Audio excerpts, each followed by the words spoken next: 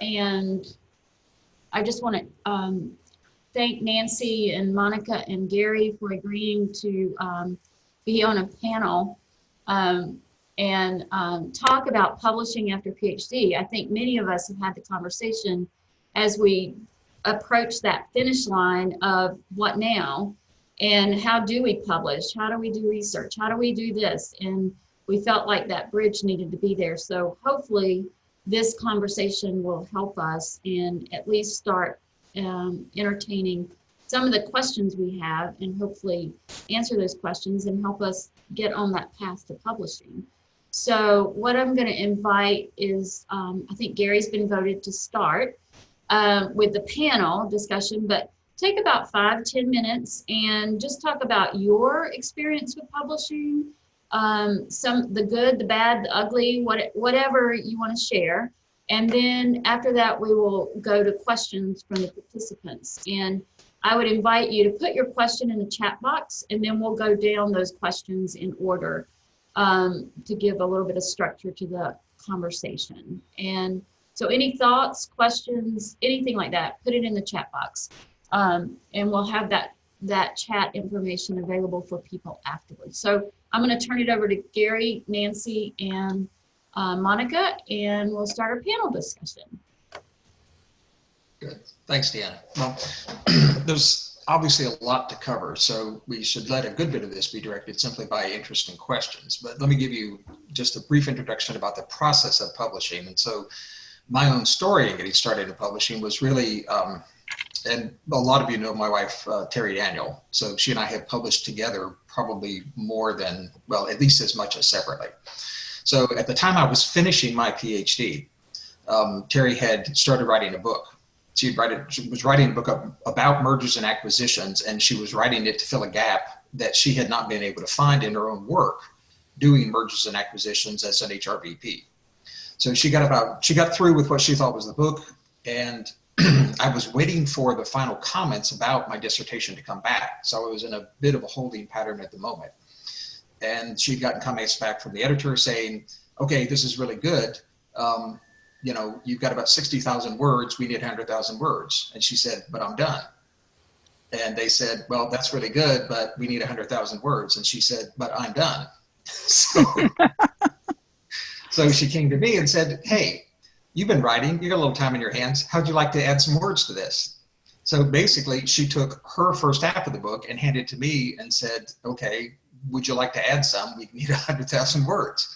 So I spent the next 6 months writing. And so my transition was not taking my dissertation per se into a separate piece of writing like a book. It was taking concepts from it and adding it to a book that she had started to do, essentially a co-authored book about mergers and acquisitions.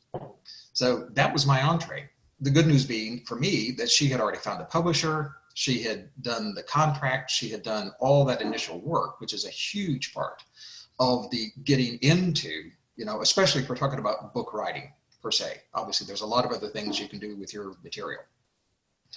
The process of moving from dissertation into more applied writing is just part of the whole journey. And so you almost have to think of it in some ways as kind of closing back out what you started in the dissertation. If you remember one of your very first papers you wrote as a PhD student, you know, you took everything you thought you knew about a topic and you spent a week writing it and you had about 3.5 pages.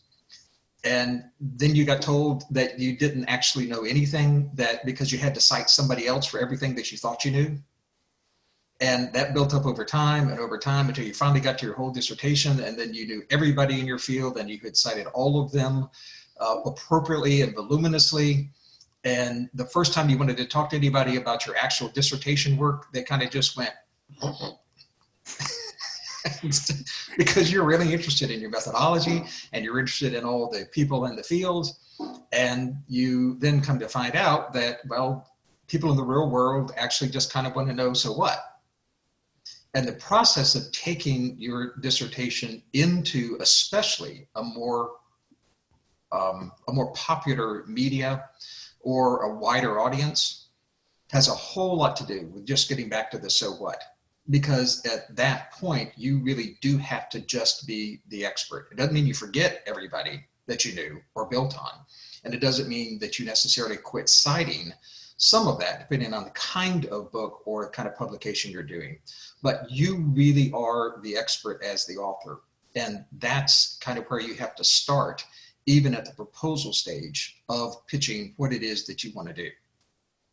So I'll stop there, and Monika or Nancy, you can fill in the gaps from your perspectives about the whatever part, getting started or otherwise. Okay, you want me to go ahead? Monika? Yeah, go ahead. I think it fits much better because my contribution is from the non-writing side, no? Right. So, so I finished my dissertation in 1997. At the time, I was already teaching and already had in my sights the desire to move into teaching at the PhD level. So I knew that, publication was going to be a critical part of my journey. I think prior to that, I already had an article or two I'd published in the OD, the local Bay Area OD journal at the time, which was very practitioner oriented, but it had given me at least a sort of the way, kind of a path forward to know what it was like to actually, craft an article based on what I knew from a practitioner perspective, get it published, work with the editor, that sort of thing. So I think one of the things, I encourage everybody to do is, if you haven't published something, think about in some way just an easy access where you're going to get some good mentoring along the way, and to be able to just get the experience, kind of a ground level experience of what is what is it like to kind of craft an article, get it published, meet journal expectations, those sorts of things. And it's one of the decisions I needed to make, like Gary was talking about, so you get your dissertation done, and then, for me, mine being kind of focused on hermeneutics with a lot of concepts at the time that were not all that familiar to people, as particularly in the, kind of work world, I had to really think about, how am I going to translate this? Where do I want to focus my kind of the nature of my work? It's like there's a decision, I think, to be made to a great extent, if it's not made during your dissertation time, that you make after the dissertation time, which is, what do I want to be known for? How am I going to kind of, the dissertation may be kind of the platform for your work, but then it's like taking it to that other level of, what do you want to be known for? What's the expertise that you have to offer that you want people to recognize you for? So it's like it's kind of like, the publication process is an opportunity to really make a name for yourself, for people to relate you with your work. And so I think that is, an important, sort of reflection process that we need to go through, and we think about, what concepts do we want to take, or aspects of the dissertation do we want to take to forward into publication, and that we can build on over time. And you might find that you take a piece first, that's part of your focus, and over time, it builds into other areas of work that evolve through the process of publication. I think the other big decision is, what types of publications are going to be important to support the work you want to do. So, some people think about a book. I thought about a book, but I never got there, and at this point in my career, I'm thinking I probably never will. And it doesn't really matter much to me anymore. Articles were easier to do for me, and I've done a few book chapters, and that's been fun. But whether I'll ever put a book together, I don't know. So I think you have to think about it in terms of, you know, people I've known that have done books, and Gary can speak to this, I'm sure. It takes a tremendous amount of time and energy and focus, and it's rare that it's something that gets accomplished in, you know, less than a couple of years probably. So it's, you know, you have to think about, you know, is that the first step you want to take, or do you want to get smaller, you know, publications out to, again, kind of establish your credibility as an author, as a researcher, as a, you know, academic, as professional, whatever. And then I think as you know, the other thing to really think about is, you know, so the types of journals, you know, for most of us that have been at Saybrook, we're probably talking more the scholar practitioner side rather than, you know, heavy duty research journals.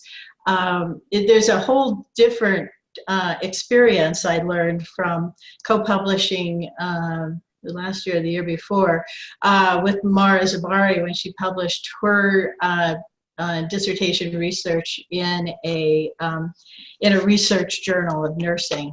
And it was a whole nother level of writing experience. In fact, she attempted it on her own, and the publisher actually suggested that she go and get her dissertation chair to co-publish with her to, you know, kind of help her take it up to a higher academic level. So, you know, that was each, you know, the types of journals we publish in each have different levels of requirements. And so the more scientific the journal, obviously, you know, they're looking for a whole different level of you know, research rigor and ways of presenting that research to their particular audiences.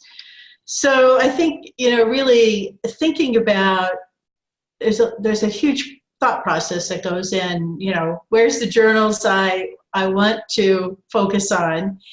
Do I have an in somewhere? You know, I would suggest you, oftentimes it's helpful, as I said, to maybe go to the place of that's the easiest to access, where you might have some credibility already in your work. So like in the case of, Lynn, you've probably done some publishing at this point, but Lynn having really focused on executive coaching for a good part of her career, being able to, you know, publish in a coaching journal is probably easy access, right?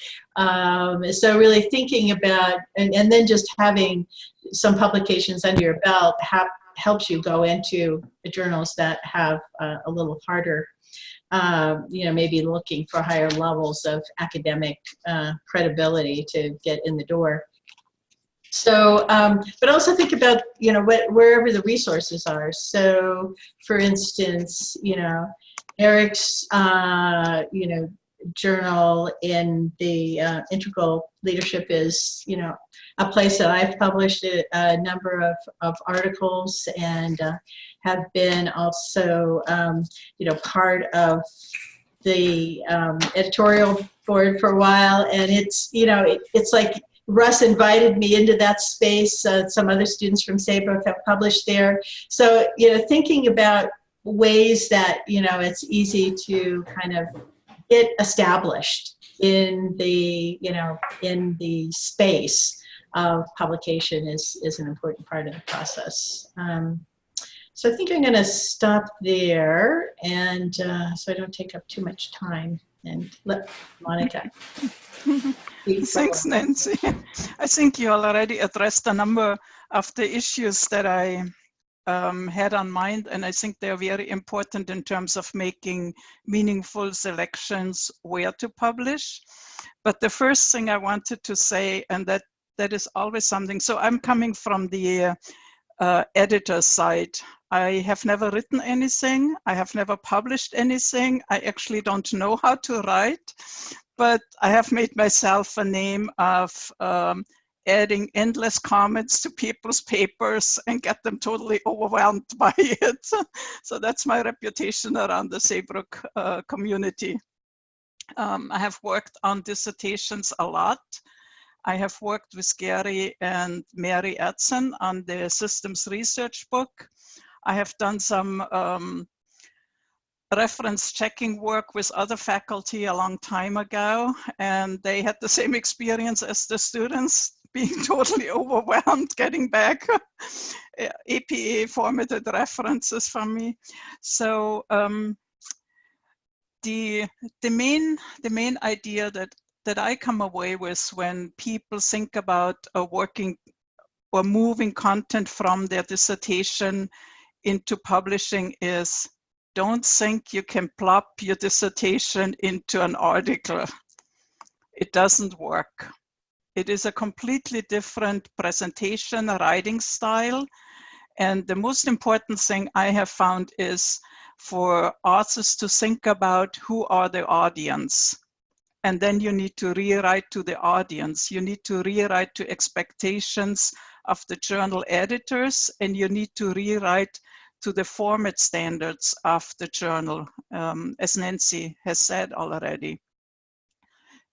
Not only the book publishing is very long, but nowadays the journal publishing has become very long, a very long and drawn out process. And when I worked with 2 faculty members from Saybrook, it took so long that by the time they got feedback from the peer reviewers and were asked to do yet another rewrite, they basically said, thank you very much, we are done with it, we have moved on.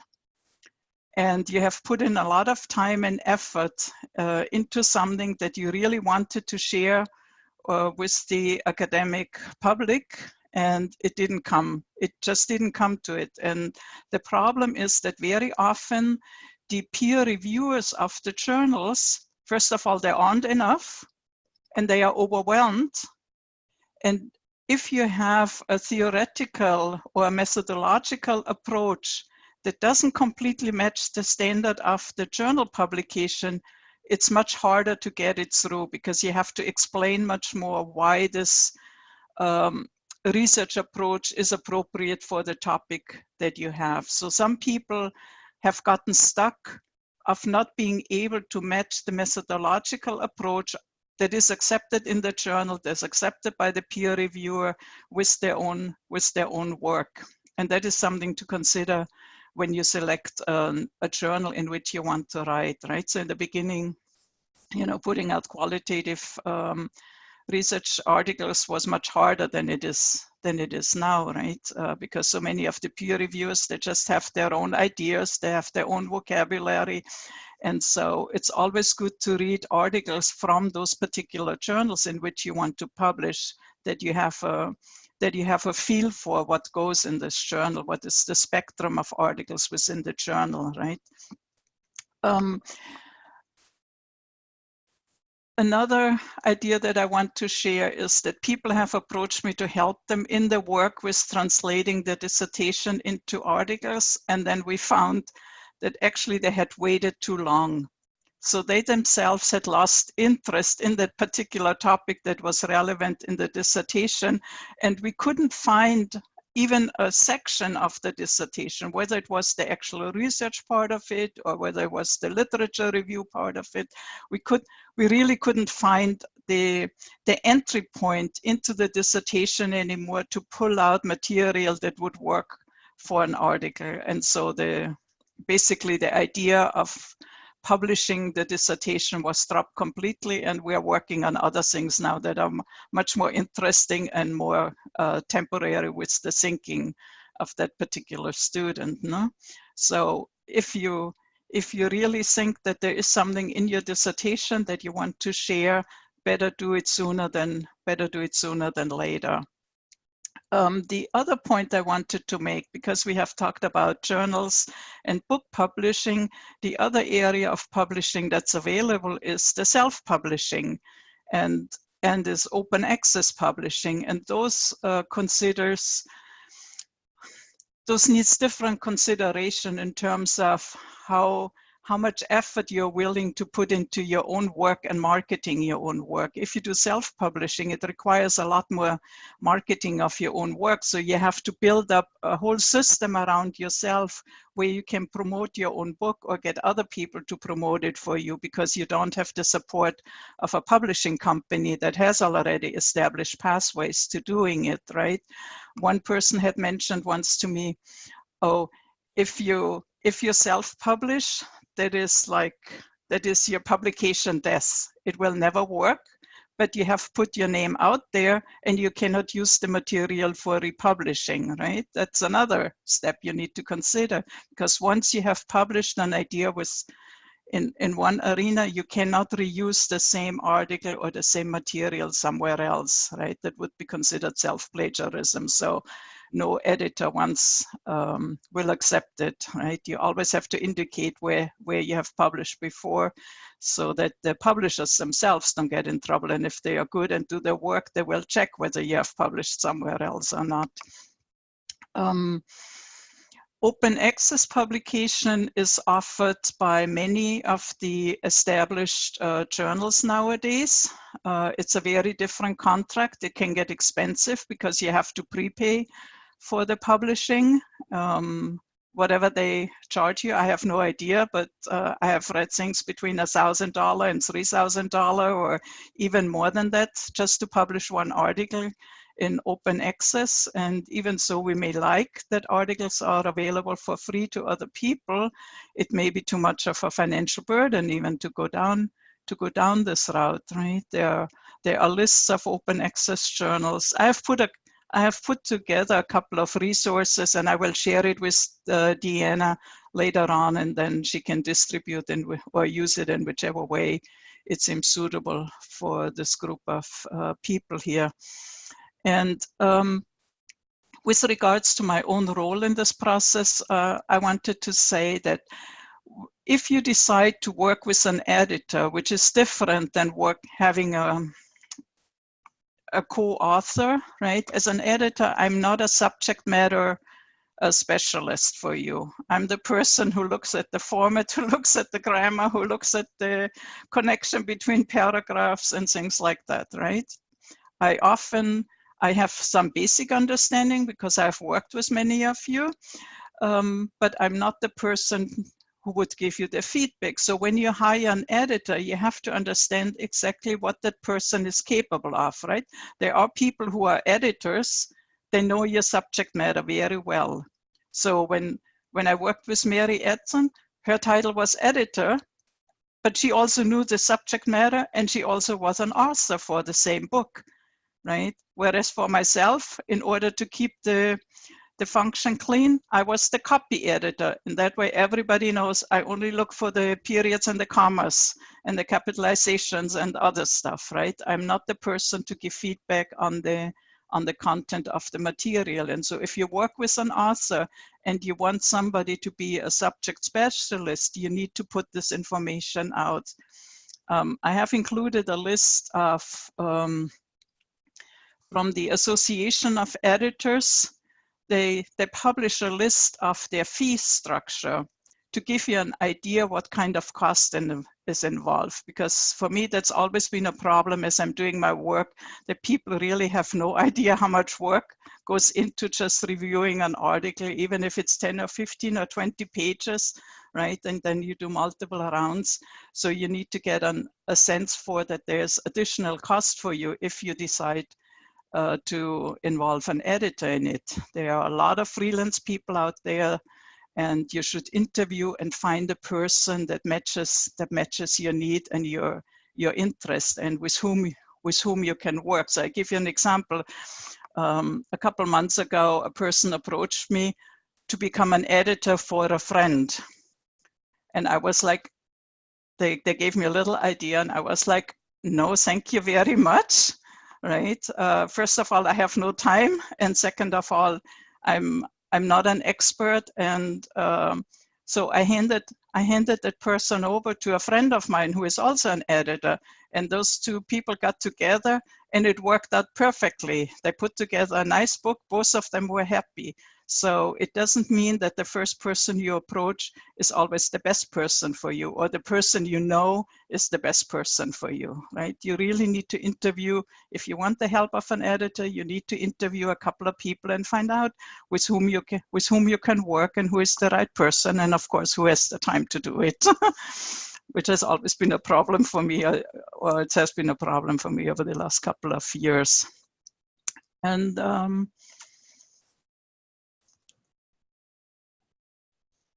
yeah, I think those are the main points that I wanted to make at this point. And then, of course, I'm available for any questions that you might have. Monika, maybe one thing, the working with Gary on the book, that was very interesting because it was an edited book. So we had a number of authors, and it was so interesting to see how each person had a completely different approach also to working with me as an editor. Yeah, that's all I can say. It was very interesting. And it was interesting to work with the publishing company because, I mean, the opportunities for miscommunications are endless. So, Monika, we can put your references in the chat box too, so I can share that later. That'll work. Okay, so questions, people. Trying to see. I just put a question there, like, how does the future of online publishing impact or change publishing, in your opinion? And that might be more for Gary and Nancy. How does online publishing change? Yeah. You know, like we're going to more online than hard copy, and does that impact anything? It does, maybe to some degree, Deanna, in terms of it opening up the possible venues. But the reality is everybody who used to be print is pretty much online now anyway. So it's only kind of a variety of, you know, what kind of publications they do online. There's very little that's not online now. Would it be helpful if I covered a little bit of the landscape about publishers? Yeah, that would be great. Okay, because I can pick up a little bit on where Monika was talking about as well as with Nancy with the journal. So everything that Nancy was talking about with finding the right journal and basically doing whatever proposal you're going to do to that particular journal specs applies entirely to books and other publishers as well. So every venue, journal or book publisher that you'll find has somewhere on their side guidelines for authors or something like that. And if you want to even have them look at your idea, you have to follow that to the T. Okay, they won't even send you back a rejection, basically, if it doesn't, you know, meet the standards of what they're looking for, which means, you know, filling out their forms and answering the questions the way they want them answered. You can pretty much pitch the same, that you can't do this if you're going to pitch to a journal, to, you know, like a peer-reviewed journal. You basically have to wait through their process, and either, you know, it may take them a year before you actually get a full rejection. But you can't really submit the same article to multiple peer-reviewed journals at the same time. With books, you can pretty much shop it around, because basically it's an open market, and, you know, publishers are just looking for material to publish, and they want to sell your stuff, and that's what it amounts to. So, you know, your royalties for an average book sale is going to vary completely by publisher. If you get usually between 10 and 15%, you know, is fortunate. Back to the point that Monika was talking about with the editor, this is where you get into the entire landscape. So you can self-publish if you want to on Amazon, and you can self-publish in a way that people can print your books, do a print on demand, something like that. You can essentially self-publish in open source journals. It's out there. What it means is you are entirely responsible for essentially every step along the way. You know, I don't know if Amazon does some help with editing. They do. Do they now, Monika? So you have maybe a little help with the formatting and some of those with things? Formatting and transferring your document into their format. They do give help, but you have to pay for it. Okay. Yeah. So basically, you're responsible for everything in any kind of self-publishing, open source, whatever. or you're paying, for the assistance in like the open source journals. The complete other end of the spectrum, which I actually just ran across recently, I'd never met anybody who was at the far end of the spectrum, and that is, people who are already really well known in their fields, and they get approached by an agent who actually markets their material to a publisher, and they get assistance with the writing. So essentially, effectively they're getting a ghostwriter. So you get essentially a co-author who is not named. But the publisher is betting, and the agent is betting, that this person is going to be well enough known that they're going to sell a lot of books. That's the complete other end, where essentially whoever the name is does about half the work, from what I can tell. Nice place to be if you can get it. The middle ground is where most of us end up, and that is trying to get a book accepted by a publisher. A book or an article accepted by a publisher if it's a really well-known, highly ranked publication. If it's in a journal, if you're in science and it's Cell or Nature or, New England Journal of Medicine. If it's, in management, if it's the Academy of Management Journal, those are fine. But it's a long, steep ride up that hill. And it really is important to be somebody who's known as much as to publish good stuff. That's just the reality. They're trying to sell stuff, and they want to sell names that people recognize. Somewhere in the middle is all the other possibilities. And that's where it is, again, kind of wide open territory. So it's a matter of finding your audience that best fits what you want to deliver with the people that best fit where you want to go. So, a lot of my wife's work has been published through SHRM. Well, it's a really good venue. She has long-standing relationships with the people. It is a big organization that has its own internal publishing arm. I think it's not unusual. A lot of really big organizations now have their own internal publishing arm. So essentially, it's almost like a captive audience, right? They know that you're going to publish something that's relevant to their audience, or they wouldn't accept it. And they have kind of a ready-made audience, so you got a pretty good chance that some people are going to buy it. It's not terribly different than the peer-reviewed process in terms of an article. There are publishers who take a whole different tack, by the way. So there are some publishers that they look first and foremost at basically your social media and the number of presentations you do and the followers you have. And if you don't do 50 stand-up presentations a year and you can't sell 10,000 copies of your own books, they aren't interested. There are some publishers, the really, really popular publishers, where you don't even get in without an agent. But that's much more popular media. So if you think more professional, practitioner, more focused kind of publishers, then it is just a matter of finding the right idea to pitch to the editor inside who understands what you're trying to do, and being really clear about making the connection about why the material that you want to present is going to be relevant to the audience they're selling to. That's probably the biggest middle ground. Okay, great. If I could jump in for just a second and add one thing to what Gary was talking about. I think one of the things, particularly if you're looking at book publishing, be careful who your publisher is and make sure it's aligned with the audience.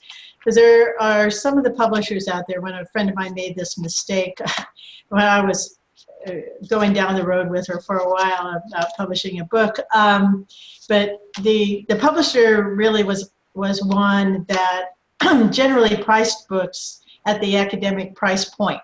So, $100+ for the book. But if your book is geared to, a more practitioner audience, obviously you don't want to have that price point. And sometimes those publishers are, I don't know, it seems like even more eager to pick up books that, in my mind, is not a particularly good fit. So just be cautious in, making sure you get the right book publisher for the audience you're really aimed at. Okay, great. So I think I wanted can I say? Yeah. I wanted to make another point about getting into publishing. And I think Lynn can speak to that as well, that some part of it is getting your name out there. And how do you get your name out there is by presenting at relevant conferences, because very often then the paper that you present at a conference, it gets published into the proceedings of this conference. And so your name gets out, and it actually reaches people you might never think of, and it may actually draw invitation to further conferences, or it may draw an invitation to speak before a very specific audience, or it may draw attention and asking you to teach a class somewhere. And so those are other ways to get your name out. And another way that is much more common now is starting your own blog, and starting a blog not just about what you're doing and what you're up to and how you're feeling, but a content blog, because that's what we saw from the library science point of view, that new information nowadays, actually, if it needs to go out fast, it goes out fast through blogs. It doesn't even go through the peer-reviewed journal process anymore, because that's too long. So the first information, either it goes out through the news media, or it goes out through a blog that you have created, and that draws attention of other people working in a similar field, right? Of course, once you publish something in your blog that looks like an article, you also have to be careful about offering the same content to a publisher, right? You may have to change the focus a little bit when you try to rework it into an article. So, but those are different entrance points that you could consider for publishing and getting your knowledge out to the people. Okay, great, thanks. So Jim Best has a question. So Jim, you want to ask your question? Oh God, there's a million questions now, so I'm not sure what you're referring to. You were talking about academia.edu and ResearchGate. Oh, I was just, it kind of goes with what you were just saying there, Monica, about I see articles written in like several different forms, roughly the same content, but like different iterations of how you might present those ideas. And they're often in academia, edu or ResearchGate or something, where it looks like a published article, but it's not necessarily. It's pre-published. It's awaiting review or whatever. But I end up seeing 3 or 4 different versions of the same article. So that's really confusing to me about what am I seeing? Are these in process, and are people not paying attention to self-plagiarization? Do you know what I'm saying? I mean, I sometimes find the same article, the same content 4 or 5 times in different places. So part of it, and Gary may have something to say about this too, part of it can have to do with the kind of agreement you have with the publisher, because some publisher actually do allow that you post a pre-publication paper on your own website or on websites like Academia or ResearchGate. But once the article is published, you have to add the note to it that the article has been published, and you have to add the note to it where it has been published, right? But that really depends on the agreement with the publisher. And that reminds me, I have another link that I can share with you that speaks to that. Yeah, so the things you see on ResearchGate or academia.edu, Jen, they span a spectrum. There's a whole lot of stuff that's just plain breaking copyright. They're just there because authors put up a whole chapter and it's been published someplace, and unless the publisher wants to come back and sue them, it's like, well, there it is, and it's okay. And in some cases, I don't think they care that much, because it gets as much visibility there as it does not being bought by somebody else in the form of a book or an actual journal. So it's a real strange kind of gray ground with those particular websites. In the case of things like white papers, honestly, I think a lot of times it's just plain sloppy writing. I mean, really, if you're going to put something out there as a pre-publication because you just want opinions from other people about it early, or it's an idea you want to get out really fast and you don't want to wait 2 years for somebody to put it in an official journal, then just, you know, be really clear. This is a pre-publication. It is for, you know, other opinions. Here's the date on it. Here's when I put this one out, you know, and in some cases it is truly a pre-publication, and there will be a final version published in an actual journal that will come later. And, you know, but you should cite that to say, you know, it's been accepted by a particular journal, and this isn't the final version because the editors haven't finished on it, but, you know, it has been accepted and will be published here, and therefore will be owned by that publication, that publisher. Okay, great. Lynn had a comment. Lynn, you want to just provide your comment? Share your comment with us. What was my comment? Your comment was, it's funny, about self-publishing. Oh, yeah.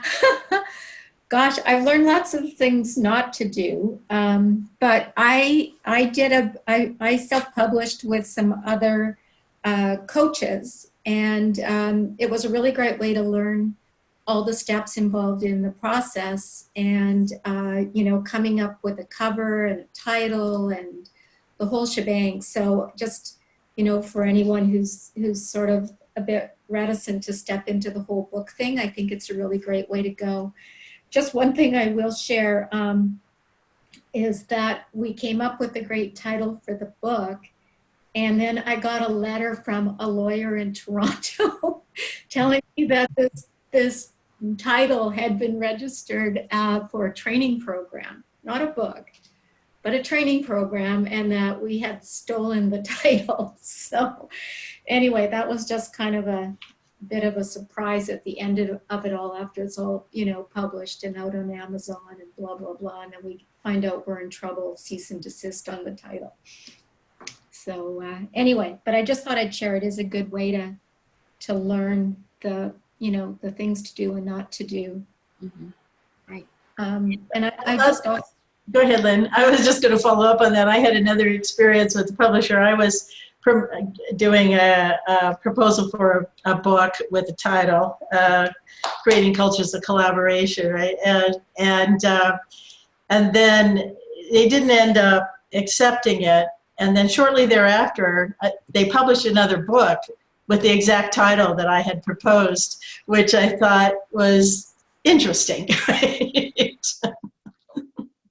Could never prove that, you know, they stole the title name, but in any case, I was like, I think one of the things you have to realize, putting your work out, even on academia.edu and other places, I mean, people do, you know, freely grab your ideas. Not everybody is, you know, ethical.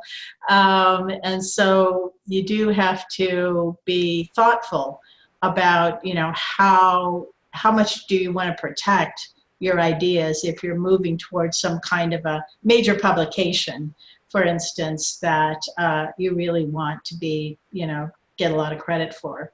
You may want to be more cautious than putting it out there. Okay, great.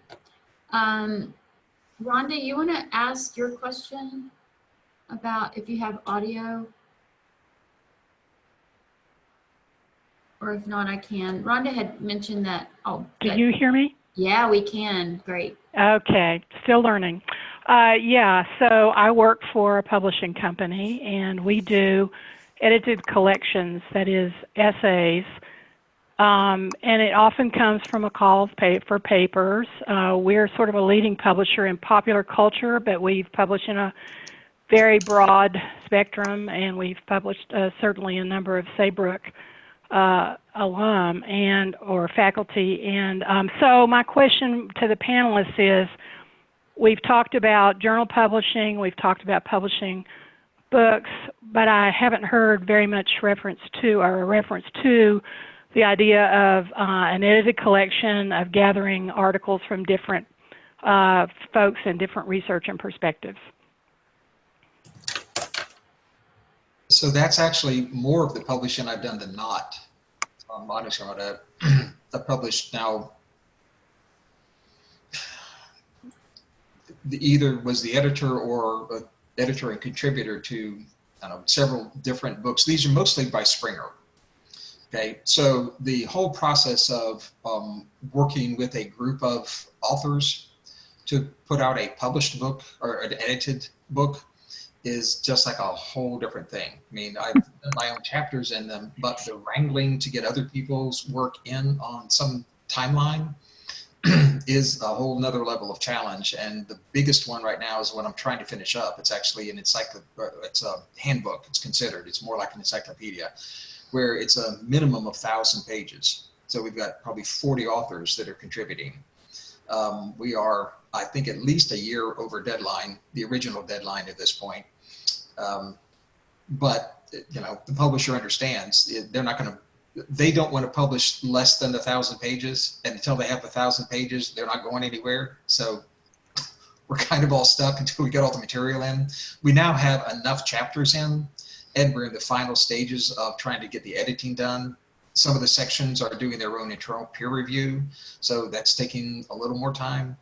But yeah, it's like it's sort of two processes at once, to be both a writer of some contribution, as well as, in this case, the editor of, you know, a compilation, where you're having to just manage the whole process of other people and an incredible variety of styles and ways that people write, you know, including sending me stuff in PDF with pictures of themselves standing in front of chalkboards as they deliver material.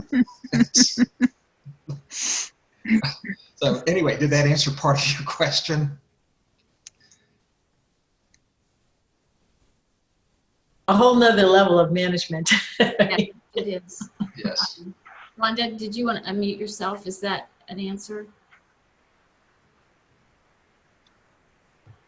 Okay, let's Okay, sorry. I'm still wrangling with this. I'm on a phone and I have this mute. Anyway, yes, thank you. But I, in particular, was wondering about Nancy and her comments about journal publishing, and that she hadn't really taken on a book. And I just wondered if she, in particular, has participated in collections of edited collections of essays.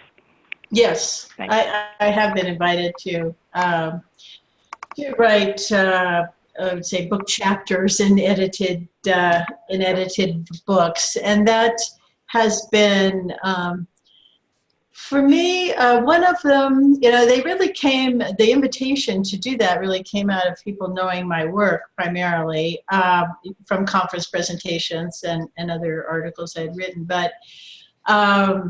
I had one that presented a bit of a challenge for me, because my orientation to the work, this was in the chapter I wrote in the Dialogic OD book, was a bit different than the orientation that some of the authors were. So for me, it was, there were a couple of times I was, threatening to pull out, just because I felt like I wasn't, I couldn't really fit into the stream of consciousness that was, part of what was the primary focus of the book.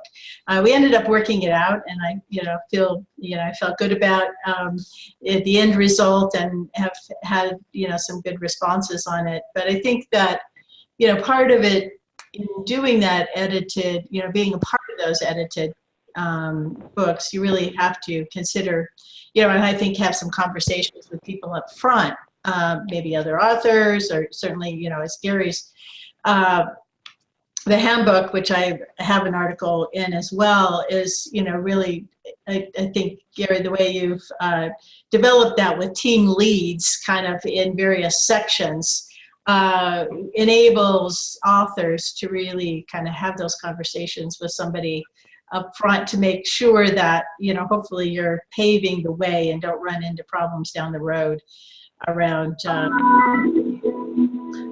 I'm not sure if that's what you're looking for, Rhonda, but that's kind of been my experience. Thank you, Nancy.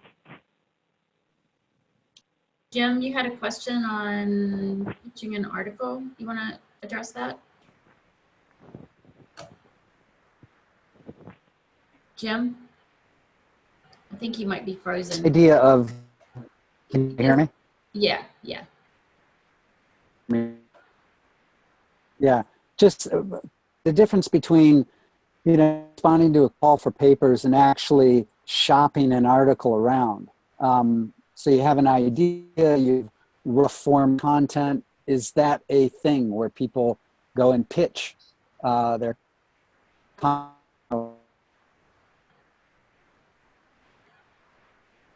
So I think he's wanting to know if you can shop or pitch an article to a journal before writing it.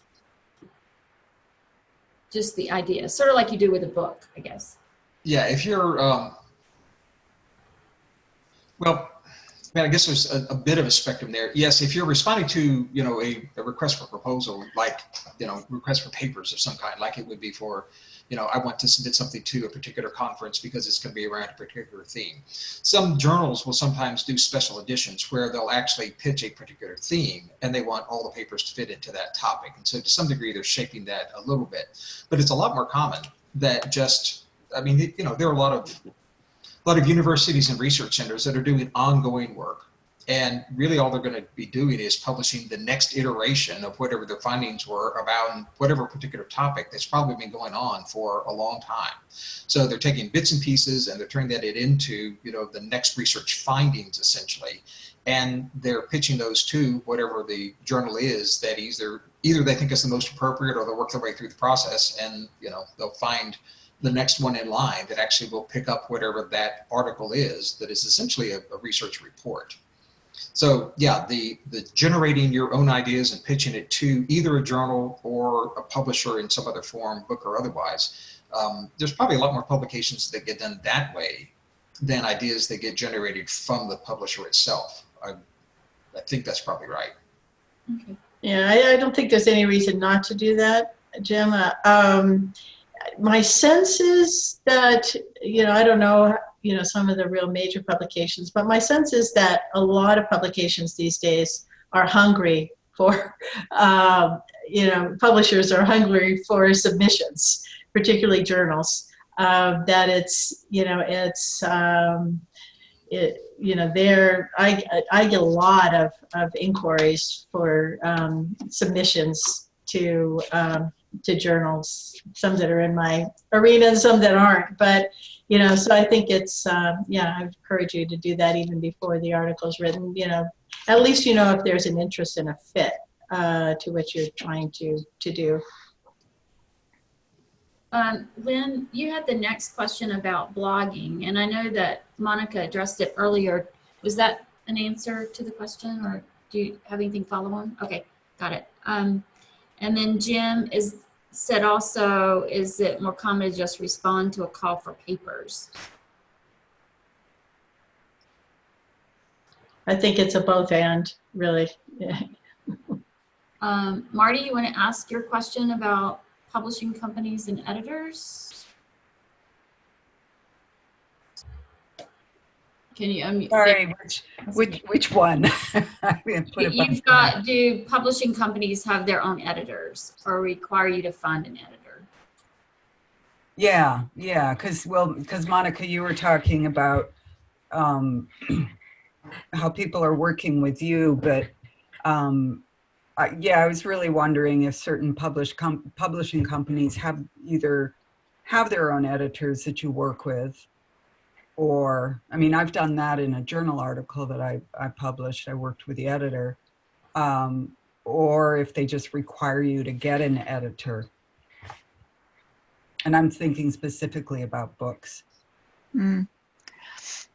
Well, I can give you one experience that I had where a person was writing a chapter for a book. And so she had received the acceptance of her proposal, but then her and myself, we worked together on editing, including, or what I should better say, copy editing the chapter, right? And then she submitted it. And then it goes into the work that like Gary or Mary Edson do, where they are the book editors who are in charge of helping to publish the book.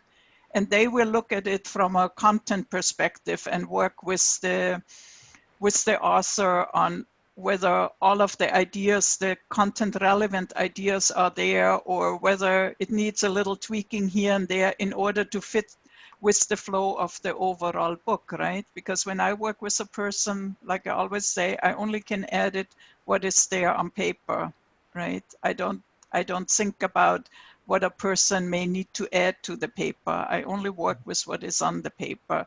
But the content editor, they would work with the author and say, well, what about this idea and how can you address this point, right? Because they have the subject knowledge. So the word editor, you have to be very clear which editor you mean, right? Whether you mean the book editor, the subject person who is in charge of the book, or whether you mean the person who helps you with the writing and the presentation and doing the format stuff. I'd say, Marty, there is a large spectrum of what people mean by editor. Yeah. And how that happens at any given publisher. So basically, I think every publisher will do the final copy editing. Mm-hmm. And that's just simply getting it in a format. I mean, mostly what they do, in my experience, is they will make sure they check for things like proper citations and references. Those they'll kick back to authors to double check if they're missing or, you know, they seem to be not in line. A lot like the APA editing that happens for a dissertation. To some degree, they'll check other things. I think the really biggest publishers probably have editors that really do work directly with authors about some of the content and shaping maybe the style. But I have frankly been amazed at how little of that part of the editing that even some of the really big publishers do anymore. It's like they sort of count on people upstream somehow, either, you know, the other people involved in the writing or the author themselves, or they're going to hire their own editor to get it in shape, you know, in terms of the content and the general format of the message. So it varies, in my experience, a good bit by the actual publisher. Okay. Well, Gary, if I could jump in, or excuse me, Marty, this is Rhonda, and I'm, again, work at a publishing company. And I think that what we do, the model we have here is typical, and that is it's peer reviewed. So the information from the peer reviewer the peer reviewers are going to kind of help guide the content and help the author and help the editor determine where the gaps might be and what kind of shaping that it might be from a content standpoint. And then generally you have one person in-house that will guide through all of the other elements of the process, whether it be an issue with notes or editing changes, table of contents issues, issues around the bibliography, and so on. Okay. Thank you, Rhonda. So I had another question that I think got missed, which was, I can't remember whether it was Monika or Gary who mentioned that it can cost as much as $3,000 if you self-publish, but if you publish online in the free open access. Open access. So my question was really, so if you go behind the paywall, you know, when you publish that way, do they still charge you a substantial amount of money, either for you know, journal articles or books? I mean, I've had people say it's an expensive process. But what do you mean by behind the paywall, Marty? I'm not sure. So it's not open access, meaning you have to pay to get, or you have to, you know, you have to have a subscription in order to get access to that. So if you publish in that arena as opposed to open access, is it less expensive, same, more expensive? Well, I mean, historically, you get paid in some way as the author of work. Now, basically, nobody who publishes in journals gets paid, right? But if you published a book, there is some amount of royalties depending upon the nature of the relationship and the contract that you have. That can vary quite a bit according to the kind of publication of what you do. But I mean, there's the publication where you're doing the writing and the publisher is selling that, and you're getting some, or maybe some small amount of royalties, depending again on whether it's a book or a journal article. The other end of it, though, is that if you're publishing material in a way that's either going to be, it's not going to be sold by the journal, it's going to be, you know, offered for free, but somebody's got to pay for whatever the production and the distribution is, that's when you get into either self-publishing or open source, or, you know, some other arrangement where somebody's got to pay so that the work gets done, because it's not being sold, it's actually being just, you know, openly distributed for free. Okay. All right, that makes sense. Some journals are doing now both. Mm. I'm seeing a lot of topics that we could come back and discuss in more detail. So that could be actually really good. Let's see.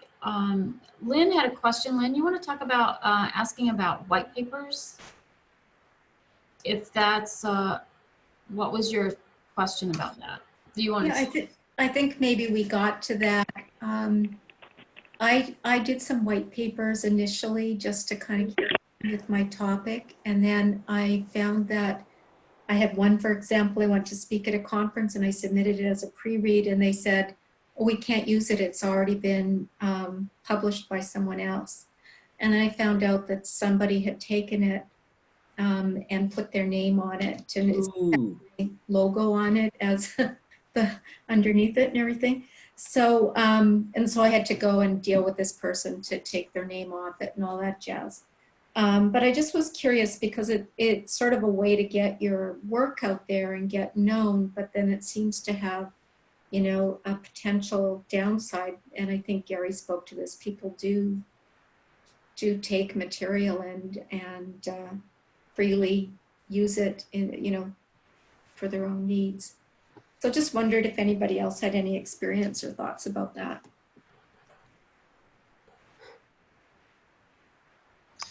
I think it's not a bad idea to publish things in a white paper format, Lynn. It just, the part of the problem is just what we're talking about. You have very little control over where things are going to show up anywhere these days, you know, but that's as true of your image as it is of your ideas. So, you know, to share kind of advanced ideas as white papers, particularly with groups of colleagues, you know, as a part of a meeting that's coming up, or as a part of a, you know, just a way of thinking through ideas together. You know, you just have to know that if you want it not shared widely, then it needs to be within a closed format where people aren't posting it on some place that everybody has access to, or that you have somehow clearly designated that this is your work with your name on it, you know, and it's good to do things like keep, you know, a copy in your own files with it dated as far as when that work was produced. You know, I think there's a trajectory of developing your ideas. It's really important, not assuming that, you know, the first idea that you're going to come out with is going to be an entire book. It takes a lot of work to develop the ideas, and it often involves a lot of conversations with other colleagues and professionals to really get the points to develop enough that they're the thing that you want to publish. And so I'd say everything from, you know, just sample ideas about blogs that people can comment on, to things like white papers that probably go into you know, a group meeting you're going to have, to early articles that introduce some of the concepts and allow them to get developed further. It's normally, you know, many steps to get to the point that you're really ready to say what you had intended to say and just weren't quite ready to at the beginning. I would just say that it's probably, you know, if you do a white paper or anything, you know, so it's pre-publication, it's not a bad idea to get it up on academia.edu. At least that establishes a time that you have published it somewhere, right? And so if you run into problems, you have some documentation that you can fall back on. Another thing I wanted to just bring up here is, you know, some of my publications really grew out of conference papers. So if you're presenting at more academically oriented conferences, they often require that you submit a conference paper. And it does get oftentimes published in the proceedings, but generally that doesn't prohibit you from also taking it to publication in a journal or some other place. I don't know, Monika, Gary, you may have a different perspective on that, but that's been, you're likely to make some changes and that sort of thing. But I've always, I think that there's generally, that's sometimes a good sort of step forward to a publication. Monika, Gary, do you have, do you see any problems with that in terms of conference proceedings not being able to be published? Well, I think it depends on the publisher if they consider a conference proceeding a first publication, right? If it's considered a formal first publication, then you won't be able to take the presentation as is into a journal, right? Then you would have to do some rework as far as I see it. But if the conference presentation is not seen as a first publication, just like it happens with dissertation, right? The dissertation that are being published through the ProQuest dissertation database now, or before through UMI, they are not considered a first publication because it is something that you need to do in order to get your degree, right? So publishers don't consider this a first publication. But if you take the whole dissertation and self-publish it, then it's your first publication, and then you're done with that part of your work, right? So. Gary, you're on mute. Mm-hmm. Gary, you're talking, but you're muted. Sorry.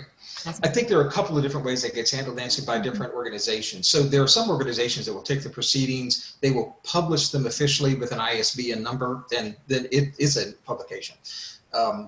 There are, like the ISSS specifically says that the papers presented there are under Creative Commons licensing. So they retain the rights with the author. Now, the trip here is that the fact that it has been published, if it's online in the site of the organization and it shows up online as being available, then a publisher is not going to accept that for publication themselves, because essentially it's showing up the same work in two different places. I think it gets back to one of your questions, Jim, about the sort of the lines of republication of the same material. If you follow a group of authors from a research center and you look at a trail of publications, you're going to see an incredible amount of similarity in what they have done. And they're often just doing sort of the next set of findings around the same data, the same kind of research, but it's distinct enough that they're doing the next piece, the next iteration of it. You can do something very similar in terms of, think back to when you did your essays and going into your dissertation, right? It's a lot like that. You can't just take it whole cloth and stick it in, but it should become essentially your draft of the ideas that you're going to refine to the next level and take to the next stage of, an idea or being ready for publication. So the conference paper you do, and again, remember that if you're going to do it in a journal where they're looking for a particular format, every journal has its own style.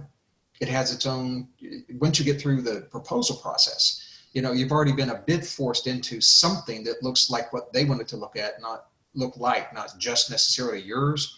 So there will be some changes along the way. So you can take the same concepts, you'll reformat them a bit to whatever that audience is going to be. And that's really not self-plagiarism.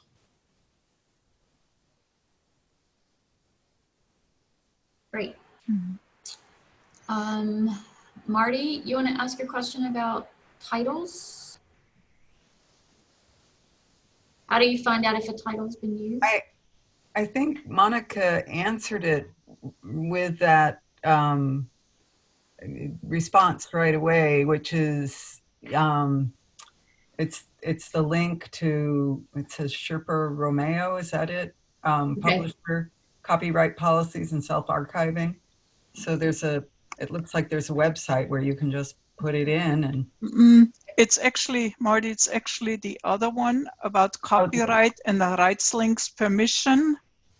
Okay. So there are, in the rights links permission, there are two separate ends of it. The one where you can ask permission to use another person's material, or you can sign up and have your material protected and added there.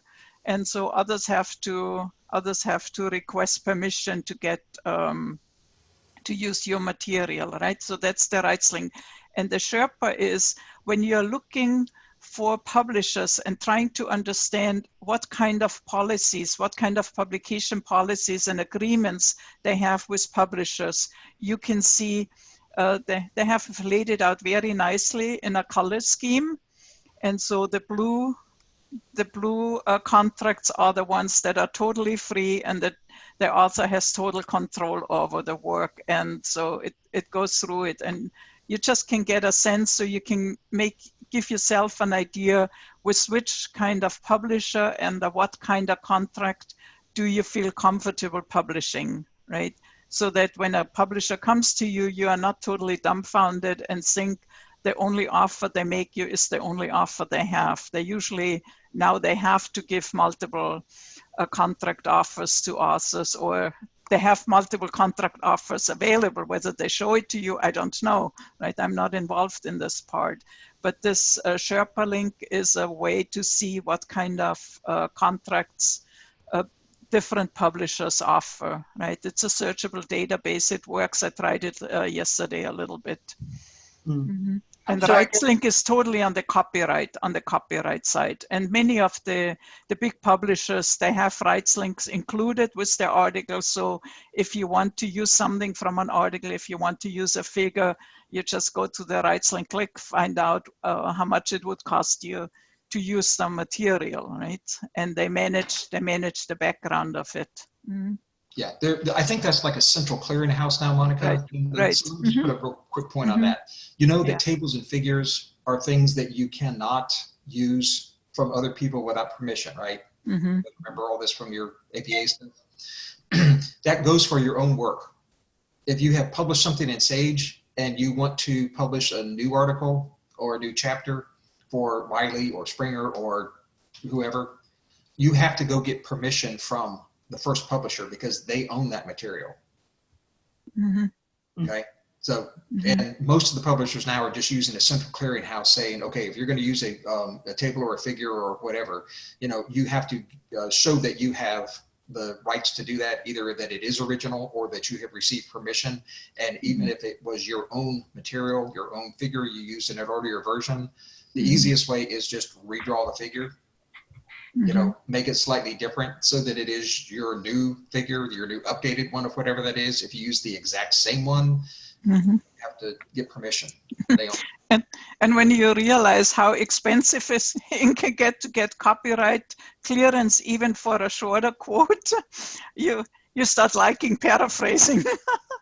Even if during the dissertation it was a pain, but I think when you think about publishing, paraphrasing becomes your best friend. Yeah. So I guess that doesn't totally answer my question. I was thinking about Lynn's situation where you come up with a title, and how do you know if it's been used? Or, now, how do you know you're going to, you know, you want to avoid getting the cease and desist order. So how do you figure that out? I mean, you just Google it, or? That probably will not do it. So I think Rhonda has an input to that. Rhonda? So you can't own a title. The situation that was raised here was about someone who registered a title. So typically that is not a legal thing that it's done. For example, if you had a movie that was called Legend, and you had a book called Legend, and then you had a second book that was called Legend, nobody would say, oh, gee, you know, you're violating my copyright. So it's really the fact that someone uses someone else's title, if you haven't if you haven't registered it as a entity, as a marketing entity, then it is not a legal actionable matter. So if you have a title and someone else has a title that's the same, it's not smart. It's not a good thing, but I don't know. It's not usually a legal matter. Unless one can register. in my case, they had registered it, even though it wasn't a book title, it was a program title. So, you know, it just, how it would have ended up in court, I'm not really sure. The book we were doing, we were contributing all of the, you know, all of the revenues to a charitable organization. So it wasn't the end of the world, but it was an important learning. The other thing too, and I spoke to Monika about this recently, is I'm writing a chapter for a university textbook right now. And for those of you, I think I mentioned it to you, Kwesi, you know, you've got a recent dissertation. I had to go back and look, oh my gosh, my stuff's so old, and add to it. But apart from that, I was introduced to Grammarly as a software to just kind of run through it because I didn't have an editor before I sent it in. And it came back with all these notes of plagiarism. So I talked to Monika because I just about had a heart attack, and I thought, well, this is all my writing. How could it be plagiarism? But and Monika kind of consoled me that Grammarly was not the best in the world anyway.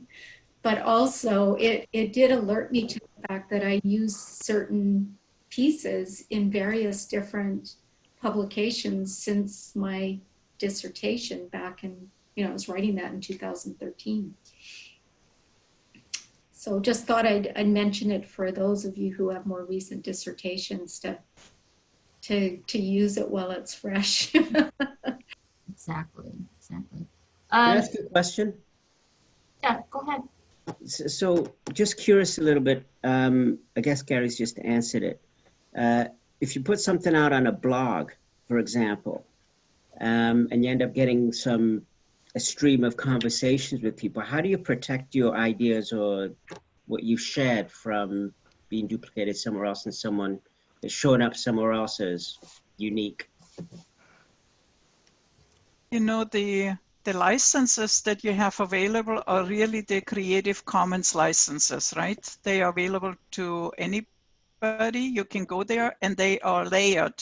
They go from being totally open and free. Anybody can use anything, whatever they want. They don't need to tell you, to the point where anybody who wants to use ideas from your blog, they need to contact you. It's almost like as strict as if you're publishing through a publisher, whether you have to be a member of Creative Commons now, or whether they charge you a fee for using their licenses. I haven't looked deeply enough into this, but the licenses are explained on their websites, the different licenses, and certainly you can add a Creative Commons license to your blog as a whole, right?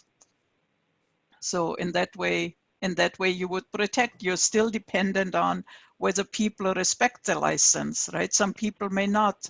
And in this regards, I wanted to mention one more thing, that once you start publishing, you have to make it a habit to keep searching for your name or to keep searching for phrases that you use, because it is true that entire materials are being taken and hosted on servers outside of the United States, right? And that was one of the points that drove me crazy trying to teach the information competency class at Saybrook, when people are pulling out papers and say, oh, I got this paper for free, I'm so happy. But it was actually a legally published paper through a respected journal, and somebody else had hosted it in Russia or in Spain, Italy, in Poland, right? There are certain countries, they are known, who wholesale pull down papers from journals and republish them. And you have to find that is your own responsibility to find those. So in order to protect your work, you just have to make it a habit and keep searching your name and find ways to see whether people are misusing the material you have, right? And then, like what Lynn did, contact them and tell them you gotta let it go, right?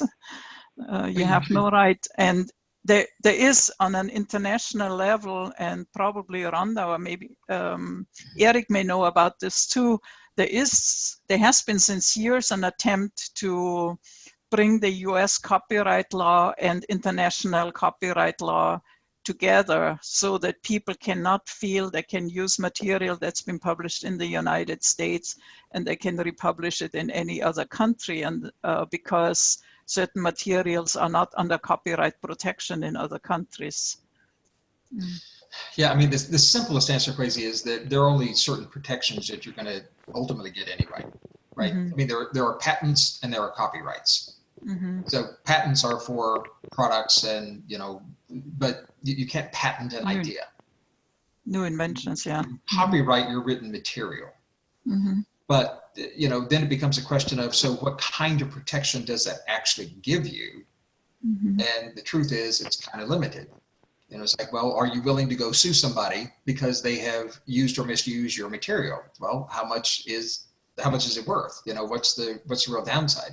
Your very best protection is to become really known as an expert in your field, so that when people know that's being discussed, they know that you might have been one of the people that really was, you know, a key person in that discussion. And it's like, if you say you came up with emotional intelligence, probably somebody's going to question that. Because it's fairly well known out there. Now, if you become really known for the work that you do, then people will quickly question, oh yeah, you know, Grace has been working on that for ages. You know, I've seen it in his blogs. He's written papers about it. You know, we've heard him speak about it. It's, you know, it's something that he's really known for. You know, it's not likely that it came from some other source or somebody's building on it. Great. Rhonda, did you have a comment? Yes. So again, from a publishing perspective, if you have a copyright notice on a work that you're submitting to a publisher, we've always observed, and a copyright lawyer would agree with this, is that the work is already protected under copyright law if you have a copyright notice. And so you're already protected. Your point, Gary, about it's only worth something if you're willing to sue is very well taken. It's very, very expensive to sue. So chances are it's not generally useful to think of that as litigation, as a resolution. However, they're reputable people are going to want to assist in copyright matters. So, for example, we've had cases where people would take books of ours and on a topic that's marketable and sort of repackage it just very slightly and sell it on Amazon. And I think it's generally not a country from the United States that's doing this. And so if you contact Amazon, they'll take it down immediately. So in that way, copyright notice, and you have partners out there also as well. Great, thank you. We're down to 3 minutes till the end of the session, and I have one more question. I think, Jim, you got your question answered online about the different tiers. Dolores Open has a question. If she wants to publish her dissertation or parts of it, do I have to do that in collaboration with the members of my committee? I think we've talked a little bit about publishing dissertation, but this is a different spin, I think. Already answered that online. There's no, you know, the committee doesn't own the work. There's no need for the committee to be involved in a publication. But if you want to send your committee a check, that's usually welcome. Right. Anything else? 2 minutes. I just want to thank everybody for coming, and Monika, Nancy, and Gary for presenting as part of the panel. Any last comments from anybody? Eric, you were unusually quiet today.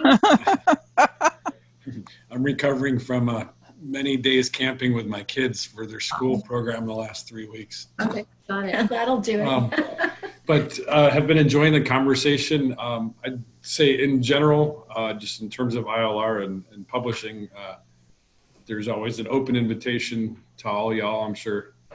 Did you just say all y'all? Yeah. Did I hear that? Just for you. Yeah, thank you. And I think just for me, what got me into this and ended up being at ILR was actually a talk during my master's at CIS. Alan Combs gave a lunchtime talk about publishing. And it just, everything he said, I just kind of soaked it in. And what he came down to, brass tacks, is publishers are people. Just listen, just like, teachers in school. Listen to what they want and give them what they want. And it's eminently doable because we are all experts. And the more we stand in that space, the people you're approaching don't know your field nearly as well as you do, even if they think they do. So just listen to what they want, give them their keywords, and then give them your paper. Right. And the other thing I wanted to say too is be sure you're ready for lots of rewrites. So That's right. Experience in the doctoral program, you can experience again in your publishing opportunities. So. Yeah, I think we've got that down. I think Right. we've got that. It's good hanging out with you all. Yeah. I mean, the gift giving doesn't end, eh? Maybe one final note. You also can consider becoming a peer reviewer yourself, so you see the other side of the journal. You see what kind of articles come in, and you see how you respond to what another person might see is their final work, right? What kind of comments, suggestions you have. And in that way, if you're available as a peer reviewer, you also help the entire process along. Yeah. So, but I think it's usually a unpaid position, right, Gary or Nancy? Yeah, for sure. For being a peer reviewer. So it's a labor of love. Thanks for that reminder, Monika. Mm-hmm. Take care, everyone. Bye. Bye. Thanks, Sienna. Okay. Well, thank you very much. Pleasure to